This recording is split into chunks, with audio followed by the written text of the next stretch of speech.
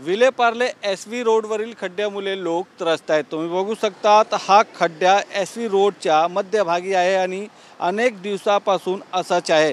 काँग्रेस प्रवक्ते सचिन सावंत यांनी खड्ड्याचा photo tweet करून महानगरपालिकेच्या कारभारावर प्रश्नचिन्ह उपस्थित केले आहेत। या खड्ड्यात आतापर्यंत अनेक अपघात झाल्याचा आरोप सचिन सावंत यांनी केला आहे।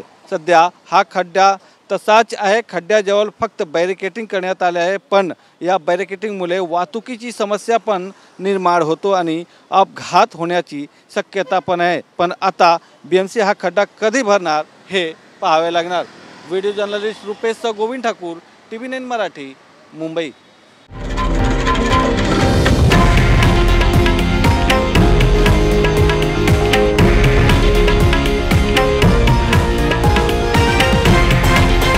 हे आहे देशातील नंबर 1 न्यूज नेटवर्क आणि आपण पाहत आहात TV9 मराठी, एकमेव।